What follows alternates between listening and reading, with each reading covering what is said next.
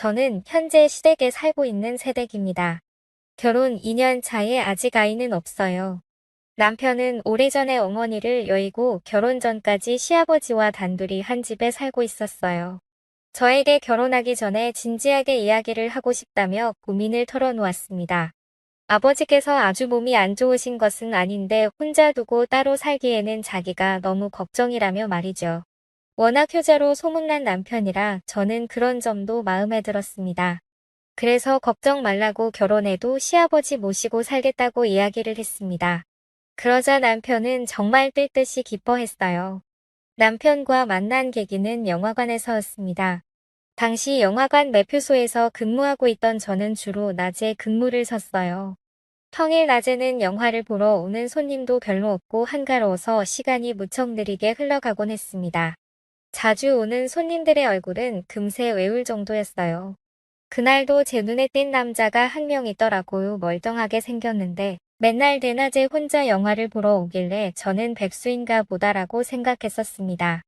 일주일에 두세 번은 영화를 보러 오는 남자가 신기해서 자꾸만 보게 되었고 어느새 저는 그 남자가 오는 날을 손꼽아 기다리곤 했었어요. 남자는 영화를 무척 좋아하는지 장르를 가리지 않고 모두 보는 것 같았어요. 멜로, 코믹, 액션, 휴머니즘, 공포까지 대체 안 보는 영화가 있는 걸까 싶었습니다. 그러던 어느 날 남자가 똑같은 영화를 두 번째로 예매하더라고요. 순간 저도 모르게 이 영화 보셨던 건데요라고 말을 해버리고 말았습니다. 그러자 남자는 무척 당황해 하더군요. 아, 내 마음에 들어서 두 번 보려는 거예요. 그런데 요즘 영화관에서는 그런 것도 알려주시나 봐요. 저는 얼굴이 새빨개진 채 얼버울했지만 너무나도 수상하게 바라보는 남자의 표정에 사실대로 이야기를 했습니다. 예전부터 자꾸 눈이 가서 기억하고 있었다면 말이죠. 그러자 남자는 환하게 웃으며 오히려 기억해줘서 고맙다고 이야기를 했습니다. 그렇게 우리의 인연은 시작되었어요. 알고 보니 남편은 회사를 오후에 출근해서 새벽에 퇴근하기 때문에 친구들을 만날 기회가 적어서 혼자 영화를 보는 게 취미로 굳어졌다고 하더군요. 그래서 매번 낮에 영화를 봤는데 그게 이렇게 저와의 인연을 만들어주게 될 줄은 꿈에도 몰랐다고 했어요. 저 역시 나 근무가 편해서 지원을 했던 건데 남편을 만나게 될 줄 알았을까요? 우리는 하늘이 점 찍어준 연인이라며 서로 기뻐했습니다. 그렇게 알콩달콩 사랑을 키워나가게 되었어요. 솔직히 사귀면서 아무런 우여곡절이 없었다는 거짓말이지 남편의 오후 근무는 처음 만나게 해준 소중한 계기였지만 막상 사귀게 되니 참 불편한 점이 많았어요. 함께 무언가를 할 수 있는 시간이 애매하더군요. 근사한 레스토랑에서 저녁을 먹고 싶어도 그럴 수 없었습니다. 그렇다고 남편의 시간에 맞춰서 아침에 밥집을 가자니 문을 연 곳이 있을 리 만무했죠. 데이트다운 데이트는 즐기지도 못해서 저는 점점 스트레스가 쌓였어요. 그런 저를 보더니 남편은 어느 날 차라리 이렇게 다툴 거면 헤어지자고 하더군요. 하지만 저는 그러고 싶지 않았습니다. 데이트를 자주 못해서 그렇지 남편이 싫은 건 아니니까요. 무엇보다 저와 남편은 궁합이 아주 잘 맞았습니다. 남편 전에 남자를 몇 번 만나봤지만 지금 남편만큼 밤마다 저에게 만족감을 주는 남자는 없었어요. 솔직히 그게 가장 큰 역할을 했어요. 부끄럽지만 저는 돈을 많이 벌어다 주는 남자보다 밤에 최선을 다하는 남자가 좋았으니까요. 돈은 저도 같이 벌면 되는 거고 있다가도 없는 거고 없다가도 있는 것이지만 잠자리는 그렇지 않잖아요.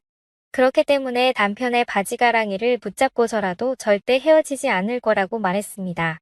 때문인지 남편은 그 뒤로 헤어지자는 이야기를 꺼내지 않았어요.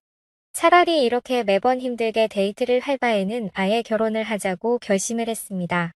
어차피 우리 둘 다 결혼 정년기에 다 다른 나이였기에 그렇게 무리한 이야기는 아니었어요. 그렇게 우린 결혼을 약속한 후 각자의 집에 인사를 드리기로 했습니다. 우리 집에서는 남편을 무척이나 좋아했습니다. 솔직히 처음에는 시큰둥한 반응이었어요. 남편의 외모가 그리 뛰어난 편은 아니었거든요. 키도 작고 동글동글해서 흔히 볼 수 있는 동네 아저씨처럼 생긴 남자였으니까요. 그런데 우리 부모님의 마음을 쏙 빼놓게 된 것은 바로 남편의 능력이었습니다. 저는 처음에는 그렇게 남편의 회사에 월급이 넉넉할 줄은 몰랐어요. 맨날 후줄근한 티셔츠와 청바지만 주구장창 입고 다녔기 때문에 벌이가 그저 그런가 싶었습니다. 그런데 엄마 아빠는 남편을 만나는 날 명함에 써 있는 회사 이름을 보더니 눈이 휘둥 그려지더군요.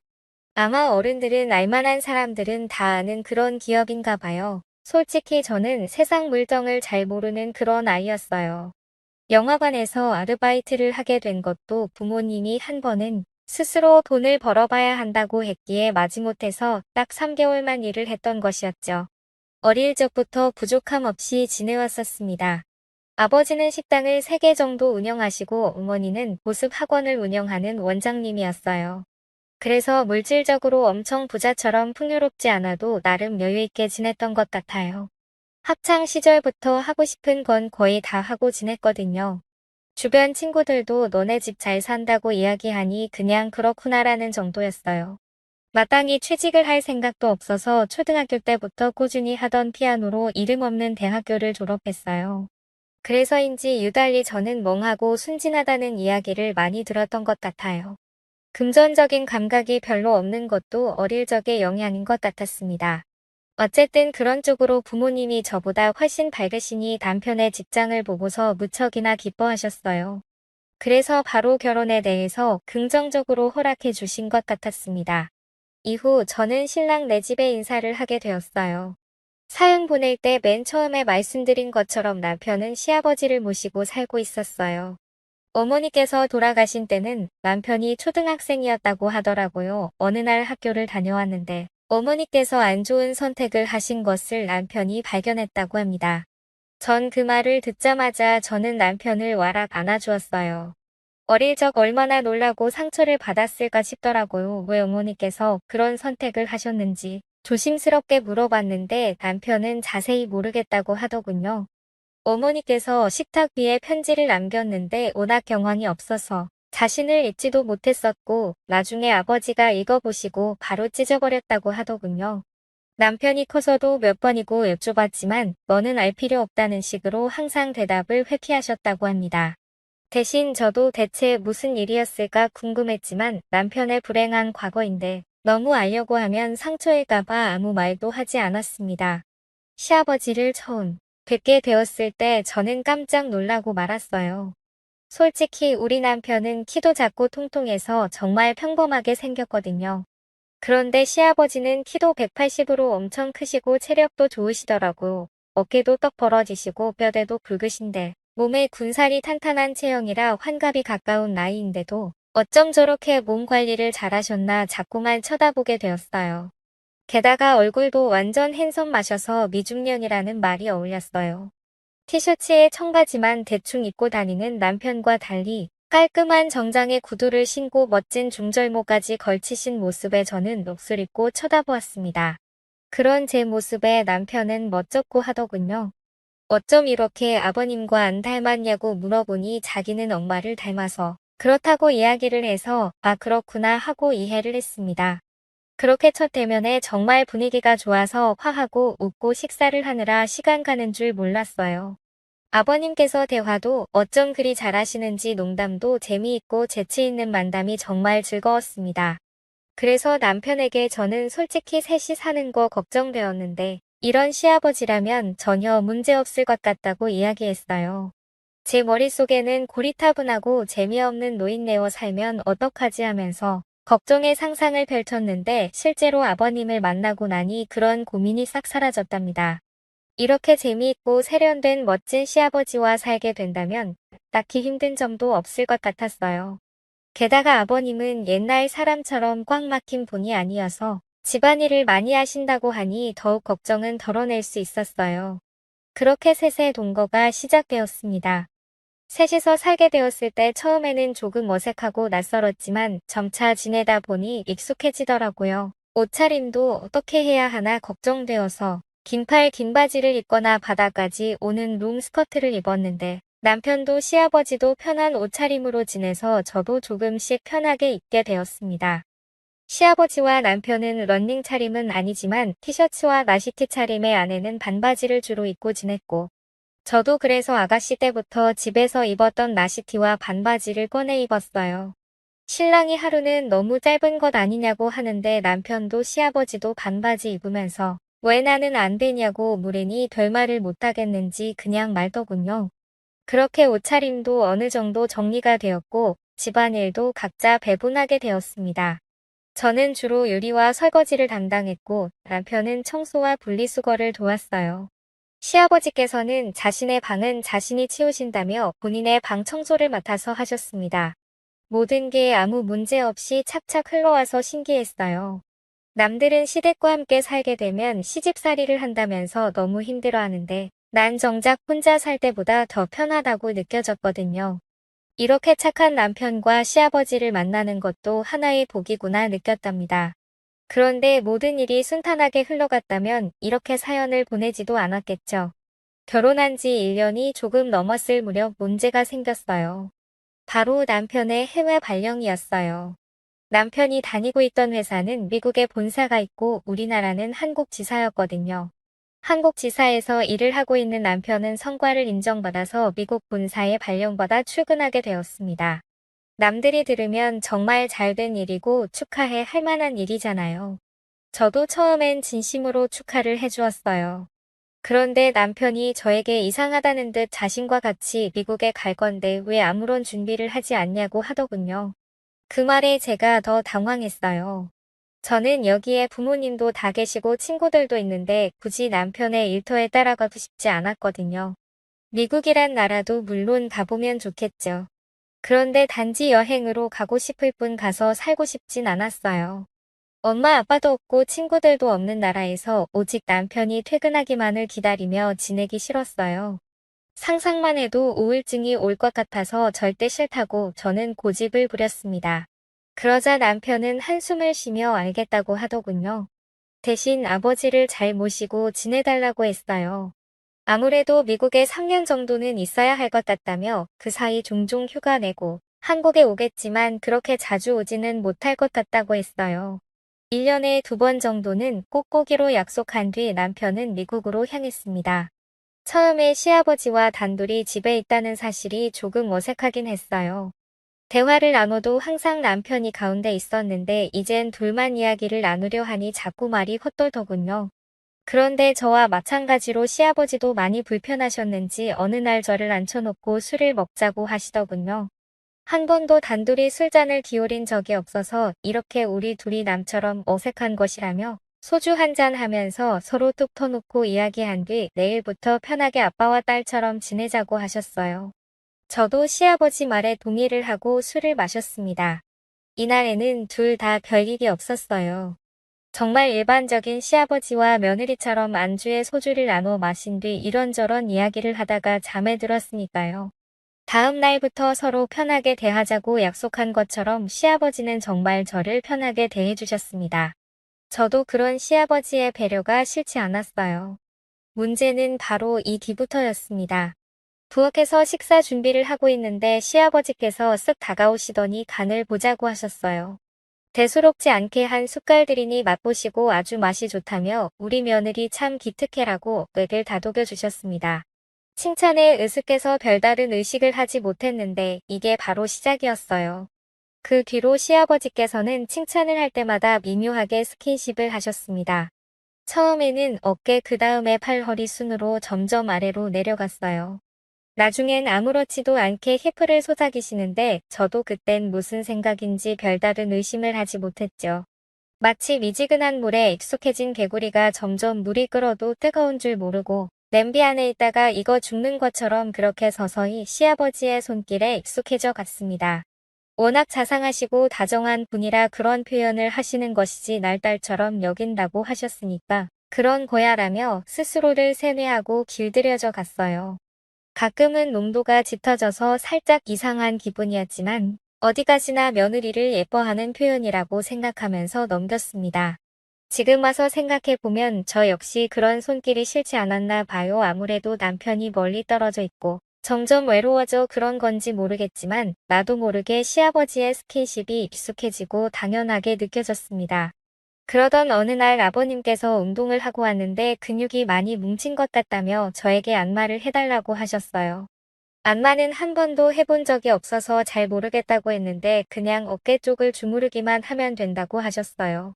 서투르게나마 이리저리 어깨 쪽을 주물렀는데 너무 시원하다고 하시면서 앞으로도 운동하고 오면 조금씩 해달라고 부탁을 하셨어요. 그렇게 시작된 안마는 며칠에 한 번씩 요구하시게 되었습니다. 처음엔 어깨였고요. 나중엔 허리 허벅지 쪽을 해달라고 하시더라고요. 허리 디스크가 조금 안 좋은 것 같다며 골반에 가까운 쪽을 주물러 달라고 하셨다가 어떤 날은 하체 운동을 많이 해서인지 허벅지에 근육이 뭉쳤다며 안쪽을 마사지해 달라고 하셨어요. 그런 부분은 주무르는 게 아니라 마사지 로션이나 오일로 부드럽게 풀어야 한다고 하시더라고요. 처음에 엎드려서 받으시더니 앞쪽도 해야 한다고 돌아놓으셨어요. 혹시나 아프실까 봐 살살 마사지를 하는데 저 순간 제 눈을 의심했습니다. 시아버지가 너무도 건강해 신체 반응을 보이시는 거예요. 제가 화살짝 놀라며 일어나면 시아버지께서 민망해 하실까 봐 저는 최대한 못 본 척하면서 마사지를 끝냈습니다. 그런데 밤에 잠을 자는데 자꾸만 낮에 본 시아버지의 광경이 떠오르는 것이에요. 솔직하게 말하자면 남편보다 훨씬 커서 더욱 놀랐던 것 같아요. 그런 제 마음을 들켰는지 갑자기 제 방으로 시아버지께서 들어오셨어요. 잠이 오지 않는다면 술 한잔 할 수 있냐고 하시더군요. 저는 시간이 늦었지만 일어나서 라면과 마실 술상을 차리기 시작했어요. 둘이 같이 살게 된 날 술을 마신 이후로 종종 술잔을 기울였기에 별로 색다른 일은 아니었어요. 술을 한 병 정도 마신 뒤 아버님은 저에게 나지막히 말을 거셨죠. 낮에 자신의 반응을 보았냐고 물어보셨어요. 저는 민망해하며 그렇다고 이야기를 하자 한숨을 쉬시더니 이어서 고백을 하셨습니다. 이러면 안 되는데 자꾸만 마음이 간다고 말이죠. 오래전에 집사람을 잃은 뒤 여자와는 담쌓고 살았다며 그런 자신의 눈앞에 젊은 여자가 왔다 갔다 하니 마음이 흔들린다고 하셨어요. 며느리라서 그러면 안 되는데 자신의 이상형인 여자이니 연심을 품게 되었다며 저를 끌어안으시더군요. 그런 시아버지를 밀쳐내려다 한켠으로 홀로 계셨던 외로움을 생각하니 불쌍한 마음도 들어서 어깨를 다독여 드렸습니다. 그런데 그게 바로 승낙의 표시인 줄 아셨나 봐요. 시아버지는 집요하게 요구를 하셨고 그렇게 저는 엉겹결에 응하고 말았습니다. 이렇게 익명으로 사연을 보내면서 솔직하게 말하자면 그렇게 싫진 않았어요. 완강하게 거절하지 않았으니까요. 그런데 막상 일을 저지르고 나니 두려워져서 팡팡 울게 되더군요. 이불 속에서 한참을 우는 저에게 시아버지는 시어머니께서 안 좋은 선택을 하게 된 비밀을 나지막히 말씀해 주셨어요. 실은 현철이가 내 자식이 아니다. 현철이 애미가 그런 선택을 하게 된 것은 나에게 현철이가 친자식이 아니라는 걸 들켜서였어. 현철이는 현철이 애미가 바람을 피워서 낳은 자식으로 나와는 피 한 방울 섞이지 않았다. 그런데 현철이에게 말하면 상처가 될까봐 여태 말하지 않아서 모르고 있었고 며느리 네가 하도 불안해하니 이야기를 해주는 거다. 현철이와 난 피 한 방울 안 섞였으니 어떻게 보면 우리가 그렇게 부적절한 선택을 한 것이 아니야. 그러니 너무 죄책감 갖지 말아라. 그 이야기를 듣자 천륜을 거슬렀다는 죄책감은 조금은 덜 수 있었습니다. 그러나 법적으론 정말 말도 안 되는 짓인 거죠. 문제는 이날이 끝이 아니라는 겁니다. 저와 시아버지는 이 뒤로 정말 부부인 양 자연스럽게 지내고 있는 것입니다. 아무래도 단둘이 살다 보니 더욱 그런 것 같았어요. 남편이 한국에 들어오게 될 때만 조심하면 문제가 없는 것이었죠. 얼마 전 신랑이 한국에 들어왔을 때 남편과 밤을 보내는데 오히려 그 순간 시아버지에게 미안한 마음이 들었죠. 남들이 손가락질 할 것이라는 걸 잘 압니다. 그래서 지금까지 말도 못하고 숨겨왔어요. 그런데 이제 와서 말하게 되는 이유가 무엇인지 궁금하실 것 같네요. 남편이 일주일간 한국에서 휴가를 보낸 후 미국으로 돌아갔어요. 그로부터 2주 뒤 저는 늘 하던 달거리를 안 해서 임신 테스트기를 사용해 보았어요. 혹시나가 역시나라고 정말 임신이었습니다. 선명하게 테스트 위에 두 줄이 나와 있었어요. 그 순간 저는 혼란스러워졌습니다. 제 뱃속에 있는 아이가 누구의 아이인지 모르겠다는 것입니다. 남편의 아이인지 시아버지의 아이인지 날짜를 새가서 잘 모르겠어요. 그래서 시아버지에게 이걸 털어놨더니 우리 둘이 입을 다물고 있으면 아무도 모를 거라고 하시더군요. 어차피 태어나기 전까지 유전자 검사도 하지 못하고 남편에게도 들키지 않으면 이대로 지내도 된다고 말이죠. 뱃속에 있는 애가 자신의 아들인지 손주인지는 아무런 상관이 없다고 말씀하시는데 저는 잘 모르겠어요. 만약 정말 아버님의 아이면 저는 어떻게 해야 할까요? 무엇보다 남편에게 모든 걸 사실대로 이야기해야 할까요? 착한 남편에게 상처를 주고 싶지 않습니다. 그렇다고 남편에게 아무런 이유도 없이 시아버지와 따로 살자고 인연을 끊자고 해도 듣지 않을 것 같아요. 대체 뭐가 문제냐고 우리만 입 다물고 살면 된다고 고민하지 말라며 시아버지는 저를 위로해 주지만 저는 너무 혼란스러워서 죽고 싶어요.